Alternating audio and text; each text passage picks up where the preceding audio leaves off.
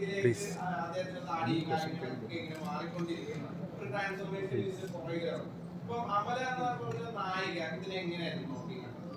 Good morning, everyone. Sorry, എനിക്ക് muscle cramps കൂടുതലുള്ളതുകൊണ്ട് so I got really late. Apologies for that. ആടുജീവിതത്തിന്റെ honeymoon ഫേസിലുണ്ടായ ആളാണ് ഞാൻ. The best part of Aadujeevitham there was a lot of water and a lot of greenery and a lot of peace.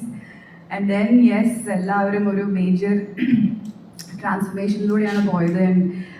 ഇപ്പോൾ ഇവരെല്ലാം ഇരിക്കുന്ന പോലെ വളരെ പുഷ്ടിപ്പെട്ട് വളരെ ഹാപ്പി ആയിട്ടാണ് ഞാൻ ഇവരെ കേരള സ്കെഡ്യൂളിൽ കണ്ടത്. And then after that I was seeing like എല്ലാവരുടെയും very different in terms of physically, emotionally. ഞാൻ അത് കഴിഞ്ഞിട്ട് ബ്ലസ് ചെയ്യുന്ന കണ്ടപ്പം I remember he was looking very weak and very unhealthy and അപ്പം അതിനെക്കുറിച്ച് സംസാരിക്കുകയുണ്ടായി.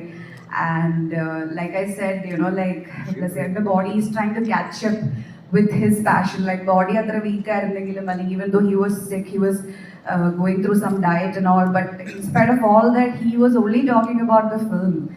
And അത് കഴിഞ്ഞിട്ട് ബ്ലസ് ചെയ്യുന്ന കണ്ടപ്പോൾ ബ്ലസ് ചെയ്യൻ വാസ് ടെല്ലിങ് സൈനുവിൻ്റെ പെർസ്പെക്റ്റീവിലുള്ള നജീബ് ഇല്ലാതെ സൈനു അനുഭവിച്ച ഒരു ജീവിതം, സൈനു എന്തായിരിക്കും ഫേസ് ചെയ്തിട്ടുണ്ടാവുക, അതിനെക്കുറിച്ചൊക്കെ സംസാരിക്കുമായിരുന്നു. സോ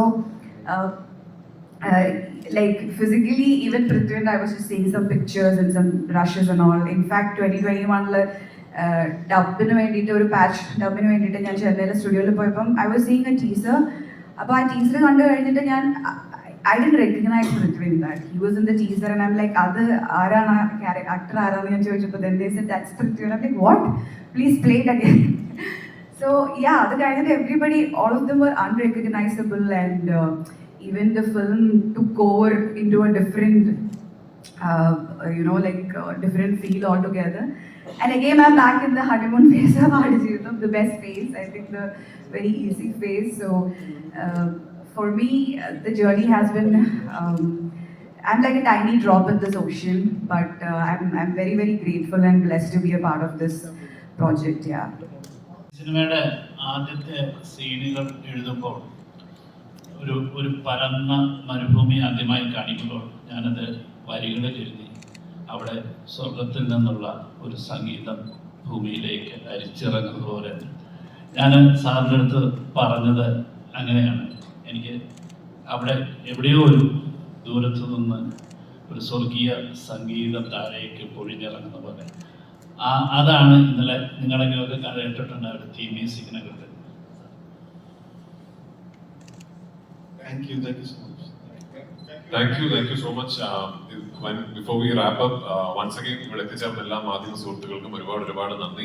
ഒരു കാര്യം എനിക്ക് പറയണമെന്ന് തോന്നിയത്, ഇതിപ്പോ ഞങ്ങൾ ഈ ഇരിക്കുന്നവരാണ് ഈ സിനിമയിൽ പ്രവർത്തിച്ചവർ, പക്ഷെ ആടുജീവിതം എന്ന് പറയുന്ന ഈ കഥ, ഈ പുസ്തകം, ആ ജീവിതം, ഇന്നിപ്പോ ഈ സിനിമ എനിക്ക് തോന്നുന്നു ഒരു മലയാളിയുടെയാണ്. ഒരു ഞങ്ങൾ ഈ സിനിമ ഇന്ന് ഈ രൂപത്തിൽ എത്തിപ്പെടാൻ ഒരു നിമിത്തമായി, അല്ലെങ്കിൽ ഞങ്ങൾക്ക് ആ പ്രിവിലേജ് കിട്ടിയെന്ന് മാത്രമേ ഉള്ളൂ.